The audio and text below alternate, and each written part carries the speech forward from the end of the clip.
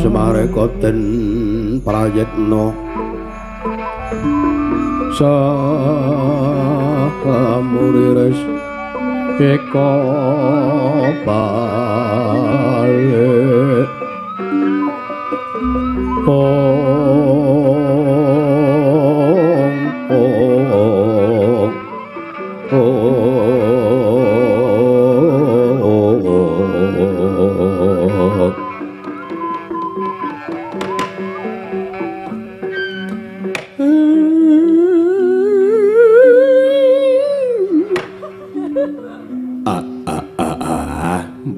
gaguk sak tuli tombel mbok nek watuk iki ngobatke sinuwun Ndrawati karang kadempel kok dadi suwung niku pripun Ndara Kakang Semar kula wonten dawuh Kakang Semar kuwi ngerti nanging api-api ora ngerti sampeyan kuwi pirsa nanging reka-reka ora weruh. Liripun wis to Kakang.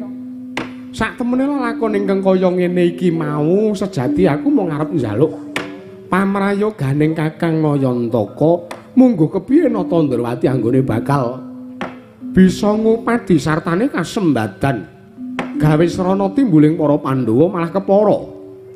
Sak mengko laku ning para Pandhawa duweni gegayuhan kepengin bangun negara Ngamarta bisa ndang kawiwitan sarta bisa sasi nampurna dirasake dening para kawula sak negara Kendrapasta Kakang. Semarekoten prayetna samuriris eka balik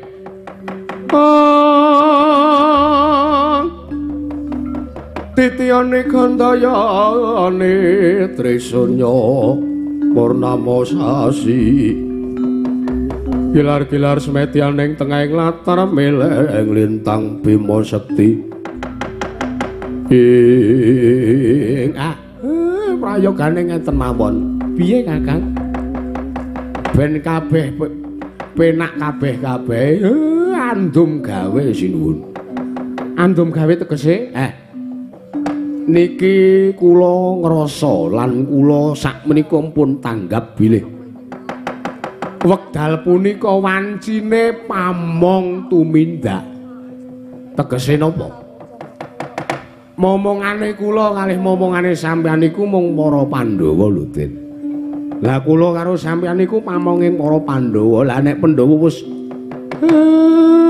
nemahi lelakon ingkang kados mekaten menika sinten sing iso ngluwari bebandaning para Pandhawa saking bebaya saking welaking dewa kejawi pamong inggih menika Nata Ndrawati kaliyan Semar ngono Kakang nggih prayogane piye gandeng pamonge Pandhawa niku wong loro siji Semar loro Sinuwun Kresna andum gawe kula suwun sampeyan mangupadi wonten pundi dunungipun para Pandhawa kula tak ngatas wonten ngersanipun para dewa sinuwun gonjang ganjing langit kelap-kelap katon lir kencang ing alis risang mawe kandrung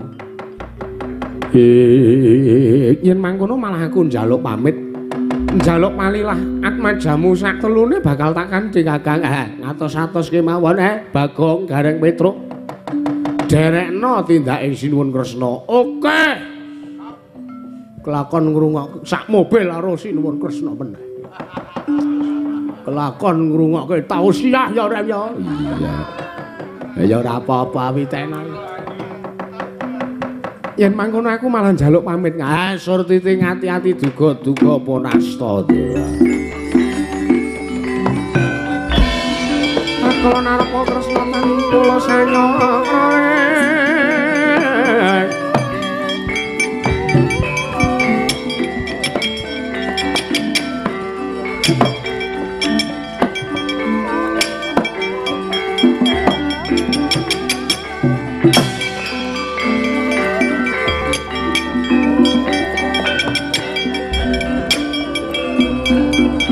yo pamit lah. Iya.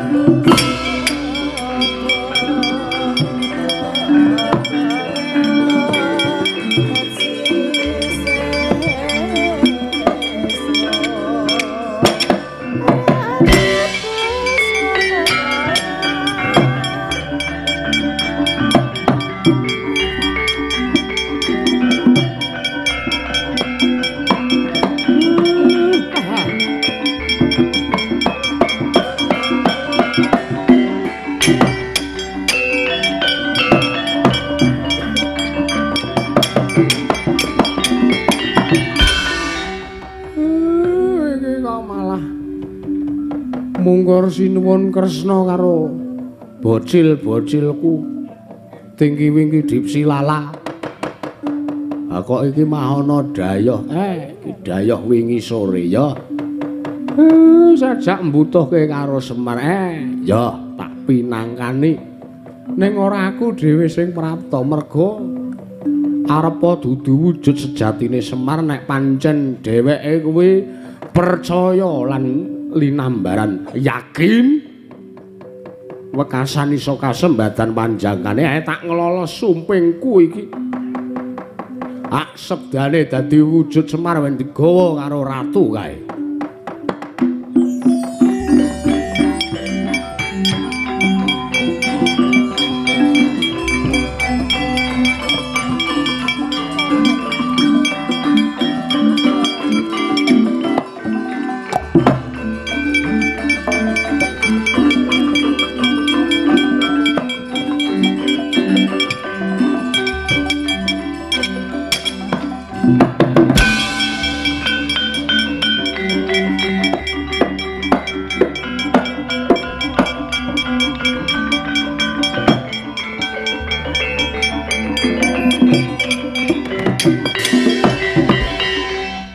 Semareka ten prayetna semuri reseka bali titiyane Gandayani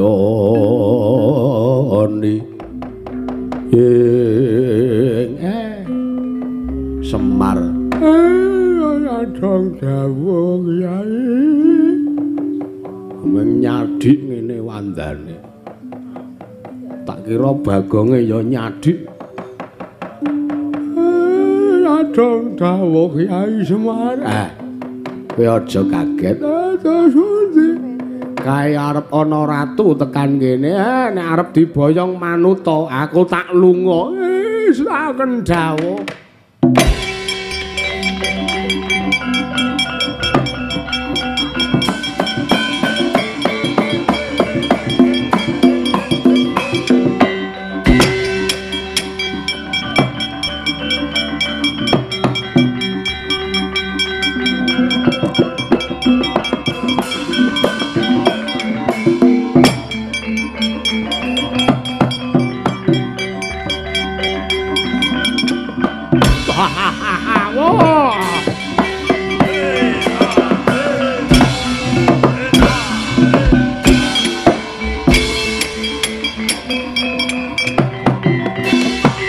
Mangancur lakune angin gugur angraning ngarga goro-gornita rek kagire-gire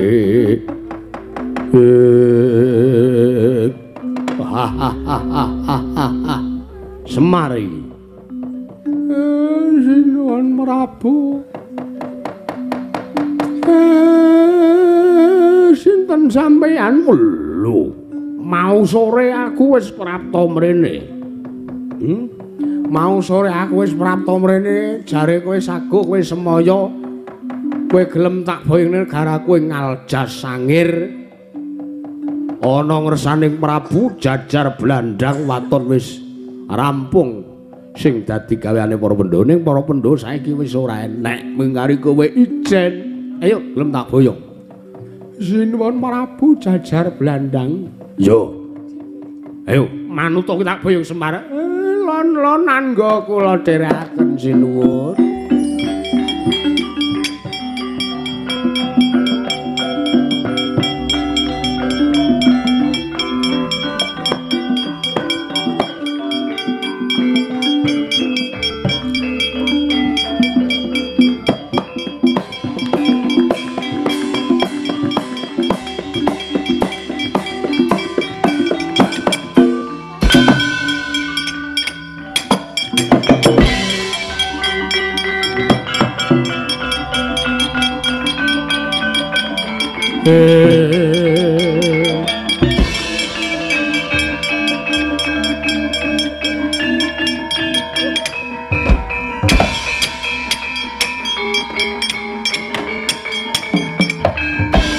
Mangowo mas simenyura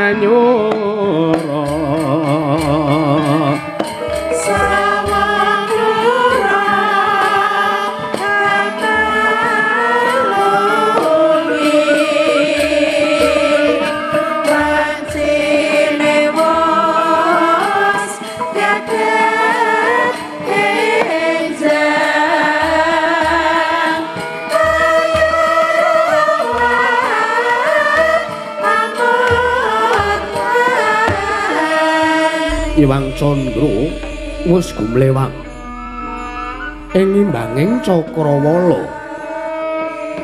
maratelaken Bilewanci wis gagat enjing temah rame kapireng swaraning soto samya kukuluruk sesauran katinon wetan soroting haruna gegana bang katon sumirat pindhane kaya netrane nganggo rapuh. Lan punika perbalaning kayiwangan ngundaran Dirbawana nangge Sang Hyang Asih Prana ya Sang Mahardika ing ngerat ingkang nampi pisanira panakaning kareng kadempel pamonging para Pandhu nangge Sang Lurah Semar Badranaya. Nalika semanten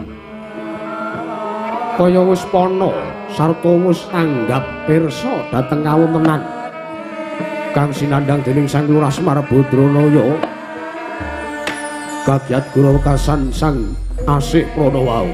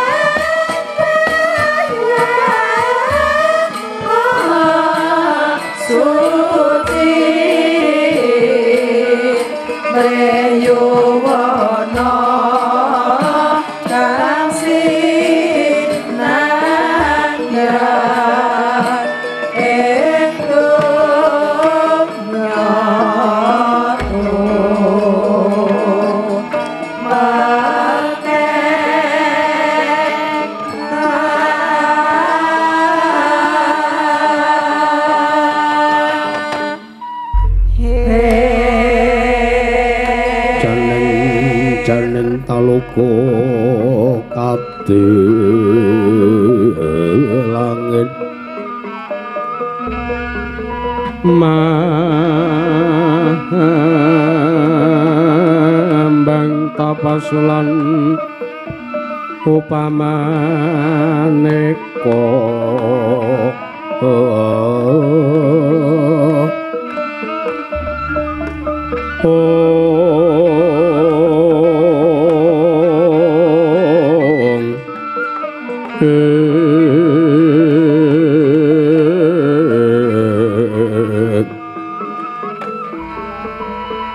lintang surya kusuma yawana sumawur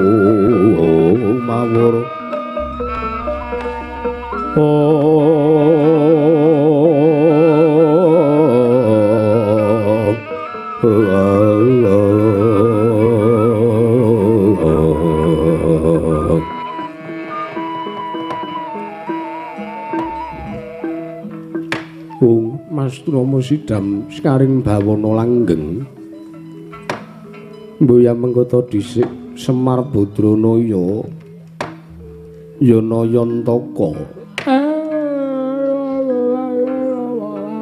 horore minggat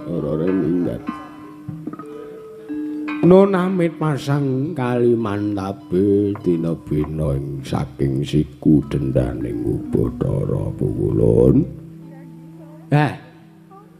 wondene sak mangke paduka Sang Mahardi kengrat miji dhateng wiswanipun kang abdipun Semar Badranaya kula nyadong dawuh Pukulun ya Semar ya nggih sejati apa kang dadi darunane teka jeneng kita munggah ana ing kayuwangan Ngondarandir Bawana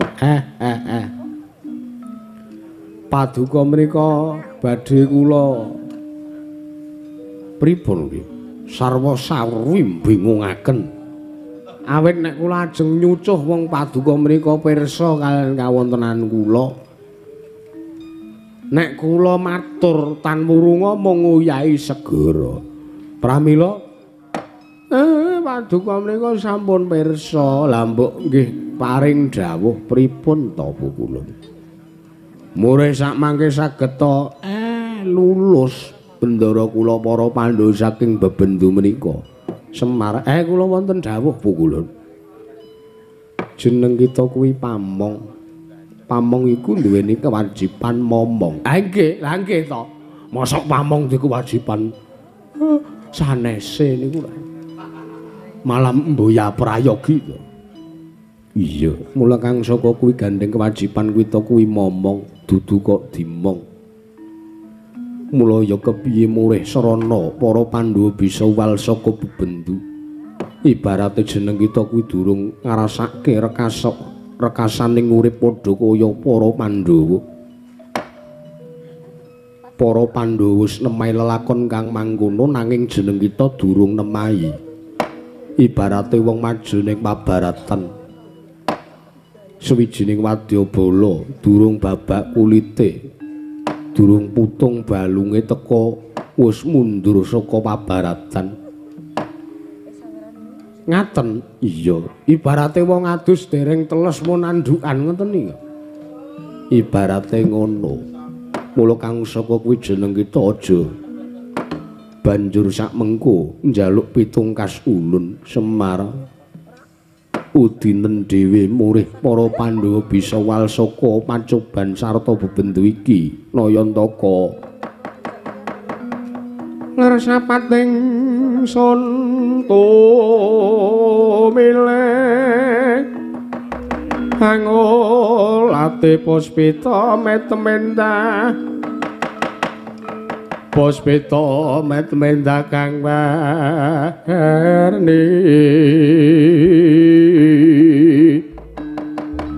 mitering tanah non sakarwar sike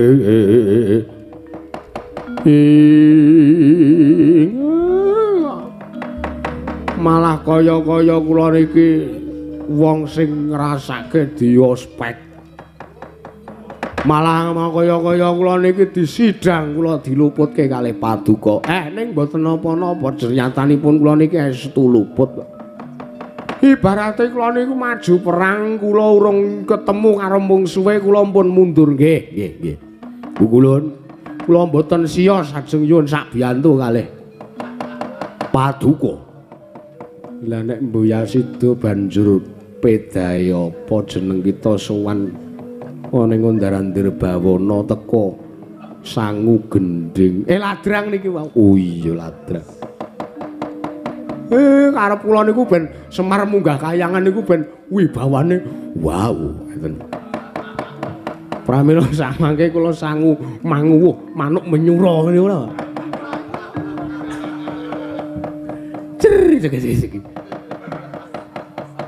Semar mesake jeneng kita. Ampun dimesake wong kaya kula kok dimesake.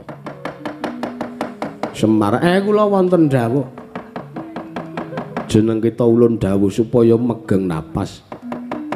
Sapurnane iku jeneng kita kudu nampa lan ngleksanane apa kang dadi dawuh ulun. Ampun paduka ajeng bantu kula ampun kula iso mlaku dhewe. Semar nggih. Nggih. Nggih ngestaken dawuh Bu Kulun. Gonjang kancing langit kelap-kelap katon. Lir kencange ngalis risang mawa gandrung.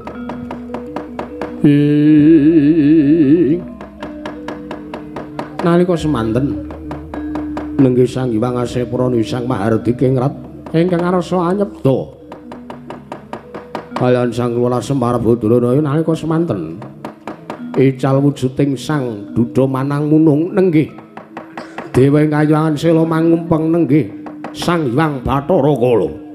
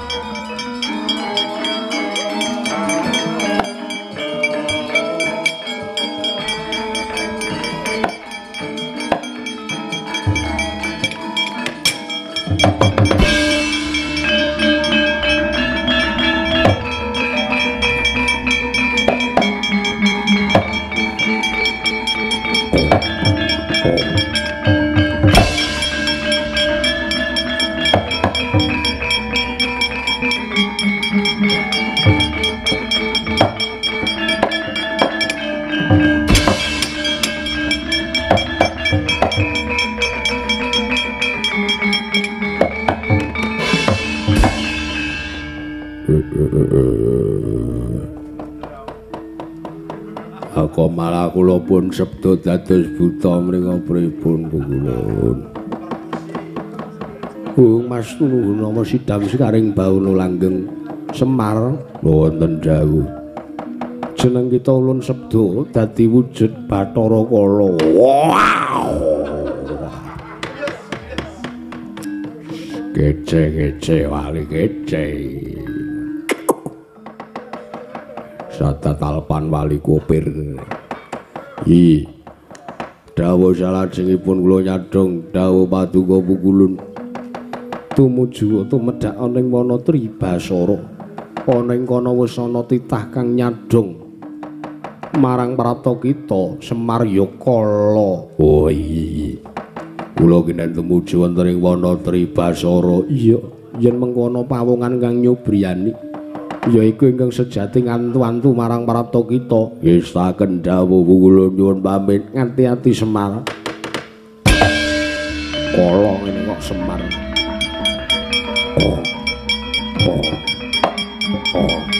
Wah.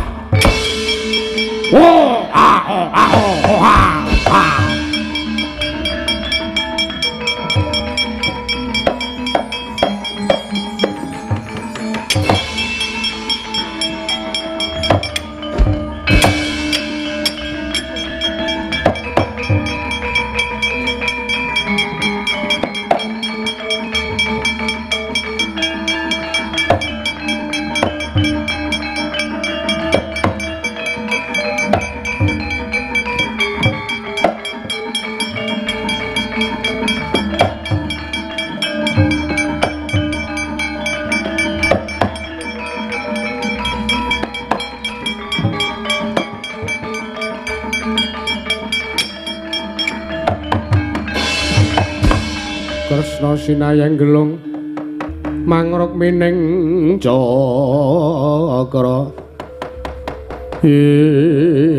Petro kula Petro nun aku bingung ana ngendi dununging para Pandhawa lah nek bingung men sami kula niku nggih bingung iya kira-kira kowe ngerti apa ora lho pripun to kula pun matur nek kula bingung kok Bagong ngerti ora mbok wafat nek ngerti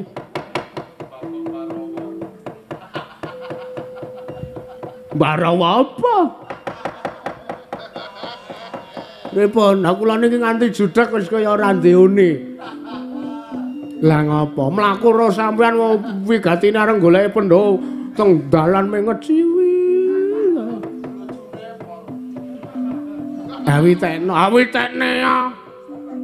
Pun gak diupadi niki pripun kok ora Pandhawa. Oh niki mah dugi prapatan godean barang omange Pandhawa coba teng pasar Ambar Ketawang napa pripun wis kowe menengo wae Petro nun Bagong nun nek kowe do ngrasake ana prabawa angin sing gedhe nggih teges kuwi aku kelawan kowe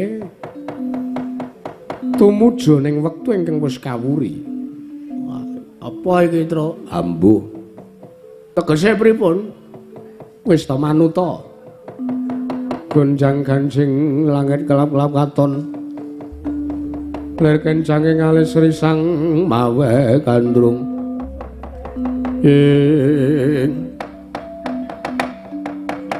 ayo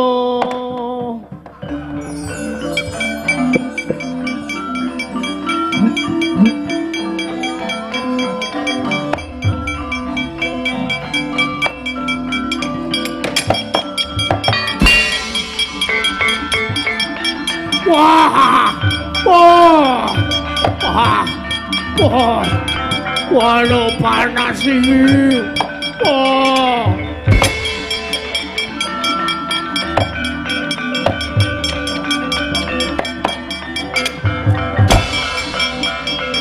Lah. Ngandel ora, Gong. Apa? Awake dhewe ming ket mau ning kene kok iki mara-mara kok wis siji papane. Petro, Unun. Aku ora wis omong, aku ora wis dawuh. Nggih. Nek kowe ngrasake prabawa angin gedhe, teges awake dhewe tumuju ning wektu ingkang wis kawuri. Anu Tru iki, Tru. apa Time traveler. Time traveler. Nah, penjelajah waktu. Kok time traveler piye? Iki Pandhawa mapan ning kene. Lha kok dadi macan kaya ngoten lho. Terus ora nafsu lho, ndasmu iki ora. Aku normal ndas. Anggepe ora. Petro, Nun, kok mau kok njeluki kula. Lho, sing kena dijak rembukan ki meng kowe. Ana-ana. Nek gareng kae meng turu. Sedalan-dalan meng turu. Wong omah ngrepoti kancane kok ora. Aku tak matek aji pameling nimbali marang senjata cakra. Macan iki tak timbel senjata cakra deloken kanan sing bakal dumadi. Oh nggih, cobi mawon.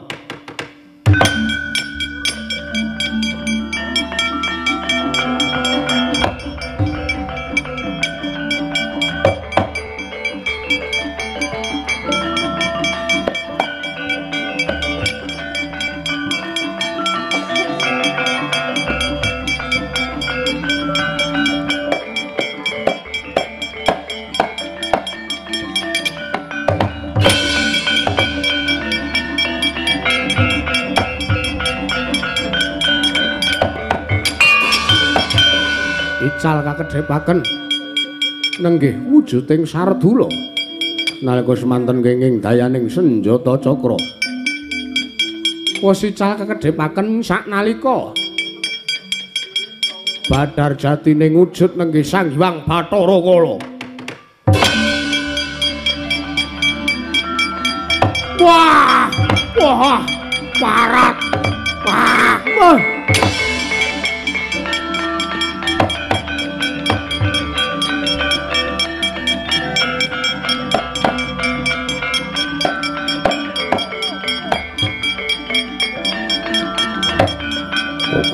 Prabu.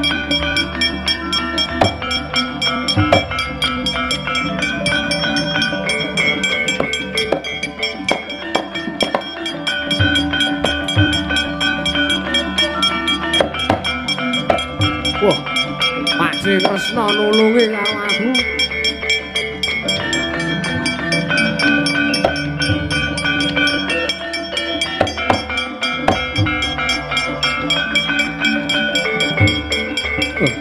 Sembah kula katurwa.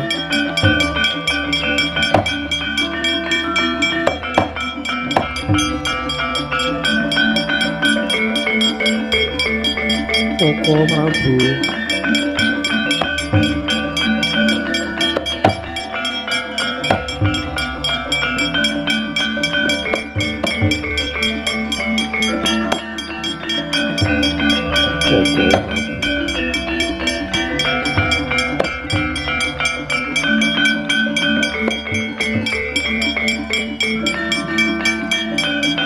Wah, Kresna. Matur nuwun ya, Di.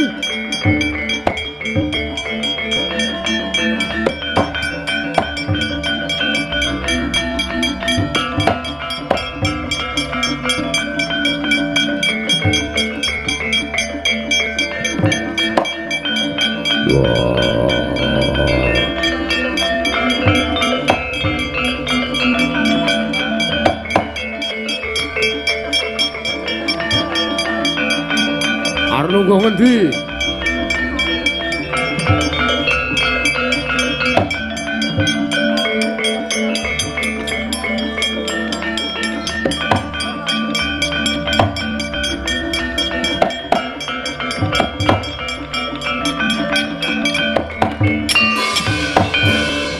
Tandya bala para Pandhawa nyoku mulung mangung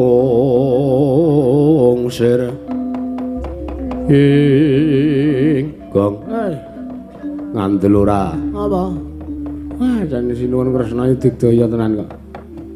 Ngapa ya? Wis kejaba diplomasine apik. Awas titis. Ya mengemane iki sinuwun Kresna iki sok delen nek, Gong. Mau tuku paketan ya domete marep ditinggal. Iya, edan mau enek angin gede banget moro-moro wis siji papane. Heeh. Moro-moro enek macan mleding mau. Macan dicokro ilang bles. Kaya cacing yap. Lah kok teng jerundul iki ndara-ndara Pandhawa. Lehmu ceramah rampung apa urung? Lho. Kula niku ngalem karo sampean, gumun karo sampean kok ceramah ora. Wis aku tak matur. Nggih. Yayi Prabu Samyaji, kula Koko Prabu. Koko Prabu Baladewa. Wah, piye Kresna? Perkudara. Oh. Wah, sajake wis mumet tenan iki lho. Ngene apa sampean? Njero weteng macan abune breng-brengan. Wah, edan Kresna, kowe arep ngerti ora? Menapa? Kanane njero weteng macan kae mau. Ayo. Karang brodot Kresna. Brodot isine apa-apa? Sendal ana. Ban ana, kursi ana. Pecah belah enten mboten sinun? Ana. Wah. Macan geragas ya, Tru. Heeh. Teka kula saged mapan wonten mriki lan menika kok rame kawontenanipun Koko Prabu. Iya Kresna. Lah jebul malah si Adi sing mitulungi marang pun Kakang. Iya. Sedaya kawontenan menika kula wau pun sababaken awit macan menika nguntal kaliyan para Pandhawa. Pandhawa sak lancur-lancure diuntal. Pun Kakang ya melu diuntal. Tasena. Kok Pakde. Piye mungguhmu? Wah, nek munggah aku kok macan nguntal Pandhawa kuwi ora proporsi. Mbok yo nguntal ki pil wae kok ora. Nguntal kok wong ora. Ya kok yo nggih. Monggo mau tak sawang rajane aku ning nggon jero brodot ki isih urip to, Gong. Nggih. Mau tak sawang pas arep nganu nguntal Pak Dwi Darma Kusuma kuwi keleleken wak-wek. Aku sekon jero bengok nyidam apa piye aku ya ngono. Mamacane dugap-dugap.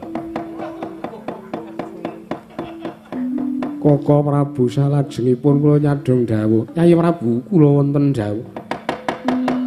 Bab perkawis menika kula suwun paduka sak Kadang Pandhawa. Aku piye? Lho panjenengan ugi. Oh ya. Kula suwun kondur wonten ing Karang Kadempel. Awit ngemuti para Pandhawa menika nggadahi gegayuhan ingkang langkung wigati nggih menika mbangun negari Ngamarta. Mekaten Koko Prabu. Nggih. Pringaten malah kula sak Kadang nyuwun pamit. Nggih. Atos-atos wonten perkawis ingkang kedah kula rampetaken Yayi.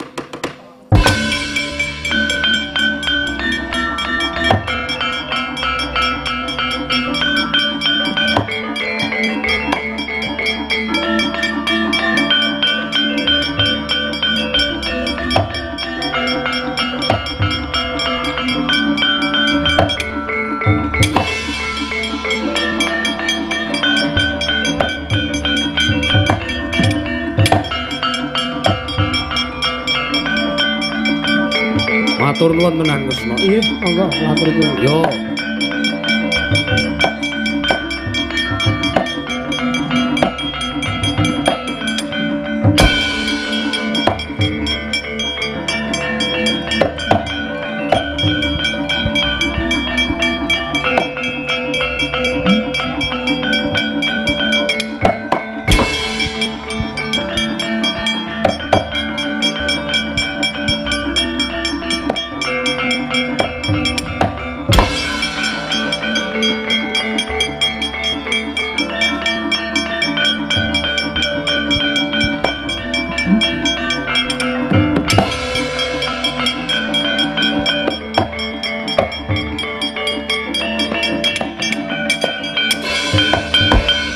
Petro, nun. Kae mau Badar Bathara Kala. Nggih. Ditutke laku jantrane Petro. Ya, Kang, yo. Yo.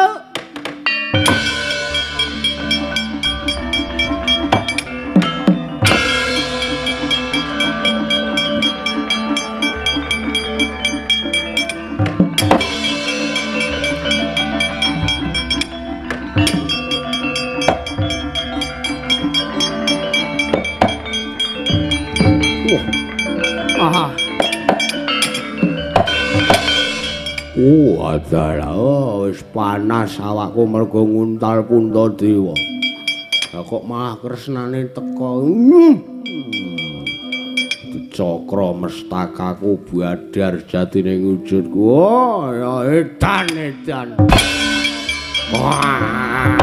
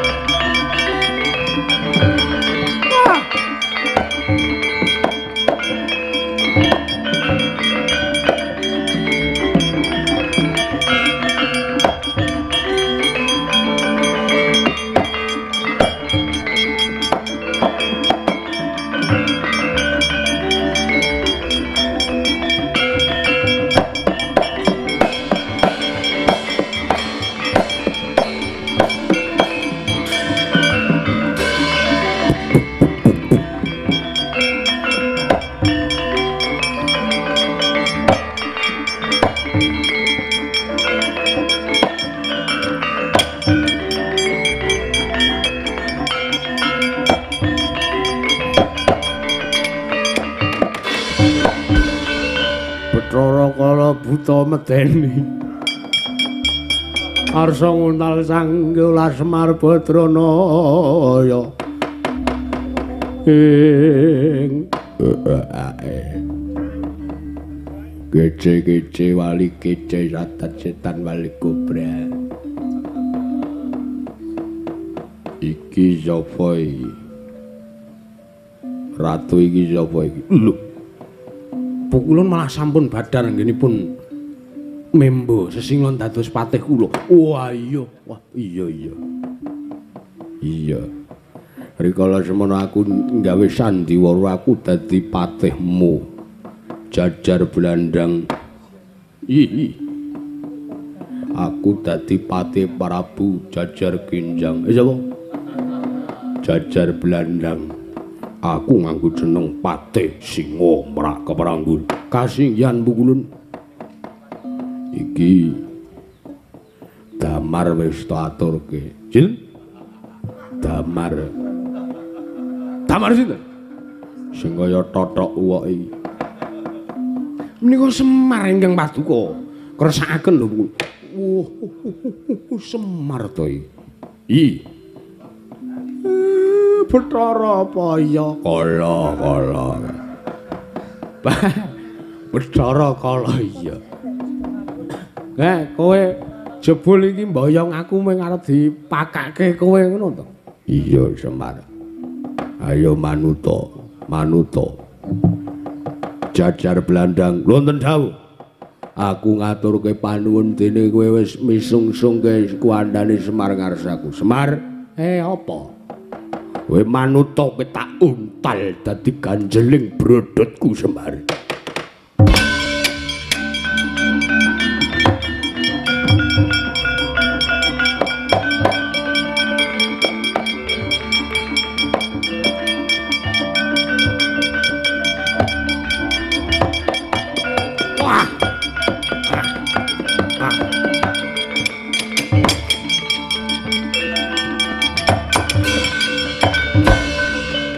Semanten wis den untal Malang nggih Sang Lurah Semar Badraya Pindawarni eling-eling namung wujuding sumping lombok abang kang den puja dening Sang Lurah Semar sejati nalika semanten Bathara Kala Pindawarni ugi badar sejatining wujud Sang Lurah Semar Badraya sinambi kepentut-pentut.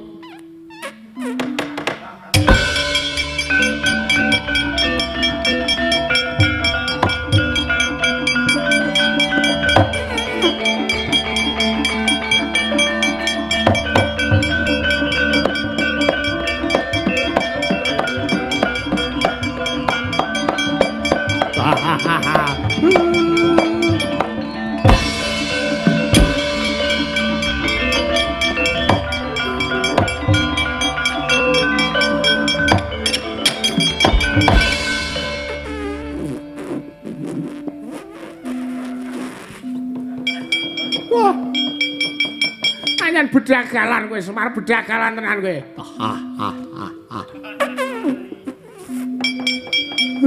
Mangan lombok kok dadi kaya ngene. Lho iki Semar sing sejati. Oh, pancen iki Semar sing sejati anak Prabu Jajar Blandang. Nek ngono malah ya diaturake.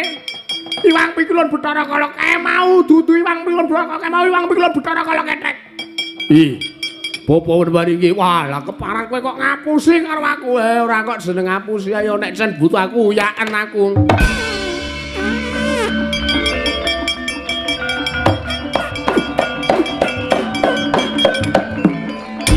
Wah duya.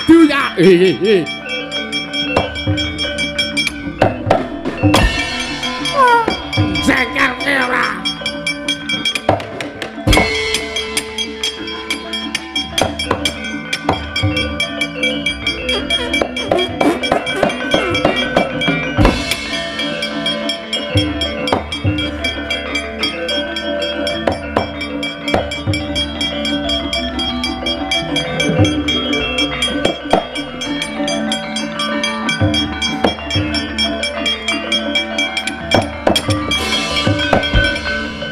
Koten prayitna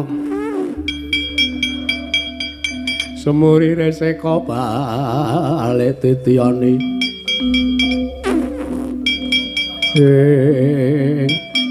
Kakang Semar nggih kok ngendi kok 120 ginasta bali lunga kok karo kepentut-pentut salah kedaden iki brodotku kisenan lombok dadi kaya ngene Bagong. Kakang Semar ana apa? Pun. Nika enten sing bujung, enten sing nguyak kula karo sampeyan. Karepmu? Go, di pancing ben tekan Karang Kadempel. Oh iya Kakang nggih.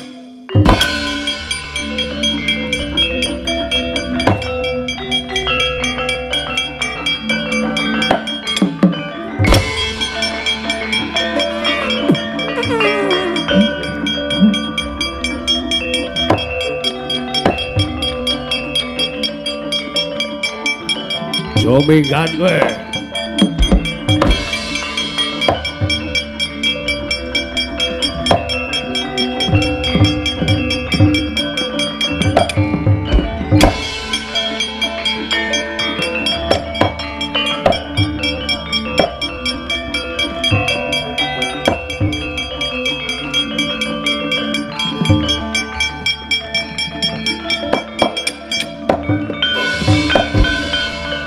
Ming sampeyan sing iso ngladeni.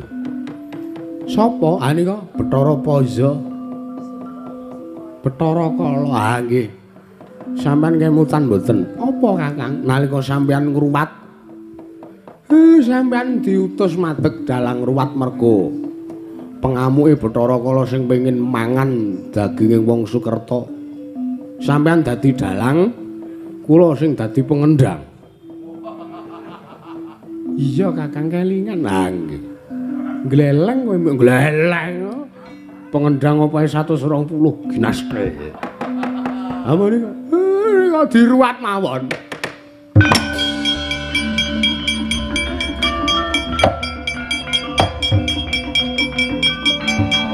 Oh. Oh.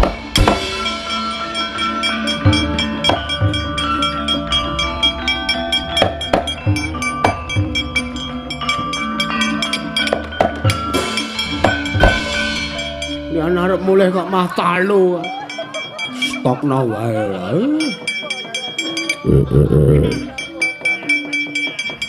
Nata Ndrawati Prabu Kresna Bathara Kala iya lho ora basa karo aku. Aku ki Wisnu kok kon basa karo kowe.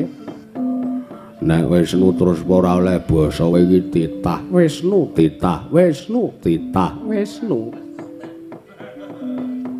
Pun saniki ngaten mawon Pak Dalang. 1000 separing-paring kula dongake laris. Wis laris. Oh nggih, Pun. Pun gak di wewe-wewete niku. Bathara Kala. Apa Kresna? Kowe aja nyawang kresnane. Nanging nyawang sapa ingkang lungguh ning singasana adil.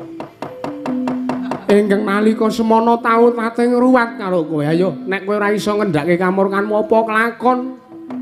Kelakon kowe tak waca sarandunging badanmu, kelakon meneh. Waduh, Kyai Dalang.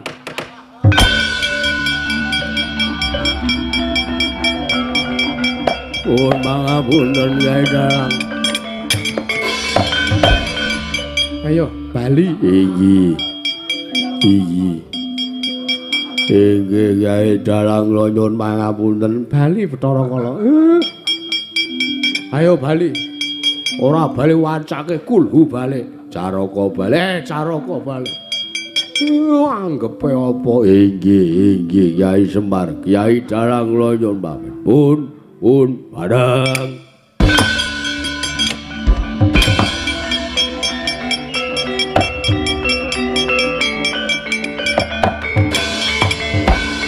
Isih siji Kakang. Ah nggih.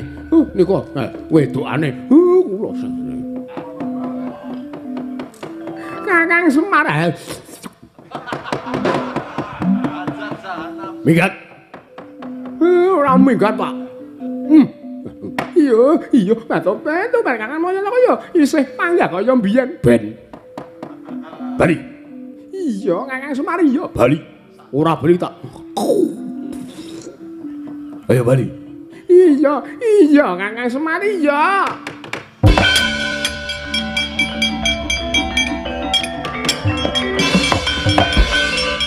Sesiji, iya. Anoman nika sing iso. Anoman mau nang ndi, Bagong? Pedhap. Man. Nggih.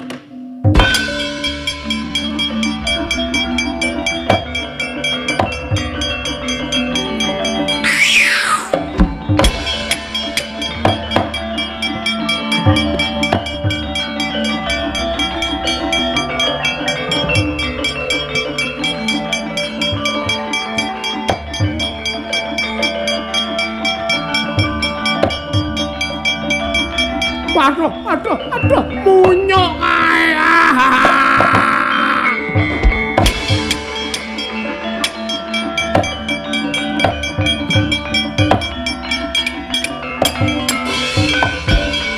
Ora sarene.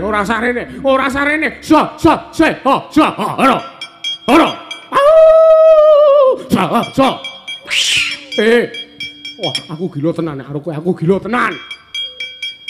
Prabu Dasamuka kaya isih wae kowe. Iyet mamu gentayangan ben. Urung tentrem aku nek urung iso mboyong bojone Janaka sing aran Sembadra kae. Ayo, ndi wenehno aku. Wenehno Prabu Dasamuka. Ora pati-pati tak wenek ayo. Kowe bali. Ora gelem bali. Rangket kowe. Wah, rangketen mangsa iso. Wah!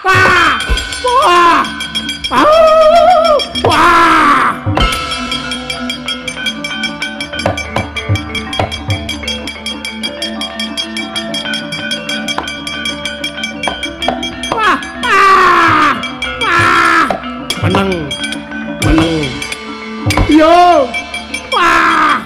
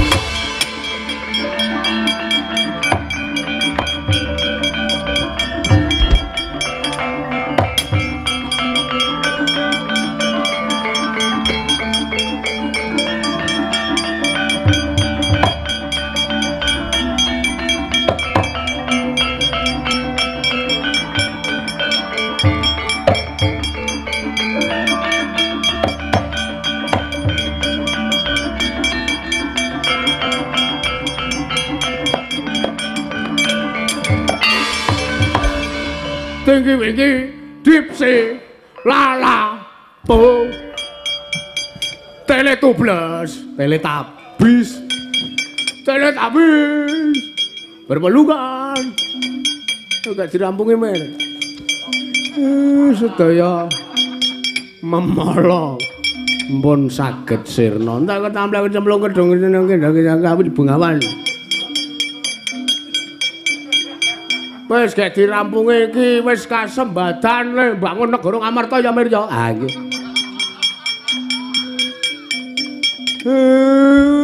Dereng kasembadan nika kedah pun wiwiti lho Ndara. Iya Kakang. Ah nggih. Tiyang menika menawi badhe mbangun suwijining negari sing dibutuhke mung siji, tresna. Aten nek arep mbangun katentreman, arep mbangun kaendahan, mang bangun riyin katresnan. Arep ora kabeh pambegane wong niku padha. Arep kekarepane menungsa niku beda-beda. Kawula Ngamarta niku kathah mboten namung 1 2 3 4 5 6 7 8 9 10. Nanging atusan mbok menawa ewon. Menika kedah pun tresnani sedaya. Wusana nek sampeyan iso ngecakke tresna niku kanthi bener lan becik. Iso ngolah rasa, ngaji rasa, ngasah rasa. Kang sak temah bisa mbabar rasa niku mengke sampean kasembadan leh benake le dandani negarane sampean sing sakniki nedeng entuk manca bandara.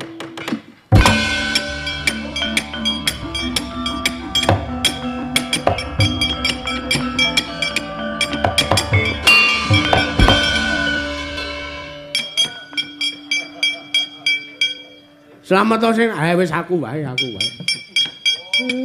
Diagalan ora. Iya Kakang Semar. Malah aku ngaturke panuwun merga sangka wejanganmu. Wejangan apa?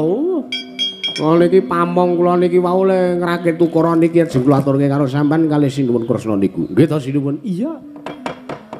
Pun kek nggo wangsul kek ceramah meleh nggih. Iya Bagong iya. Wusana malah kula nyuwun pangapunten sedaya kalepatan kula.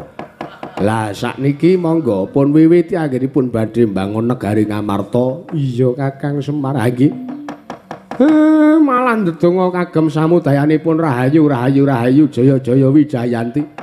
Jumbuh kang ginayu sembada kang sinedya rahayu kang kaestu basuki kang kaesti kecandhak apa kang denuyak. Slameto sing tanggap slameto sing ditanggap slameto sing nonton tanggapan slameto sak kabeh-kabehane. Matur sembah nuwun nyuwun pamit nyuwun pamunten sedaya kalepatan Ndara.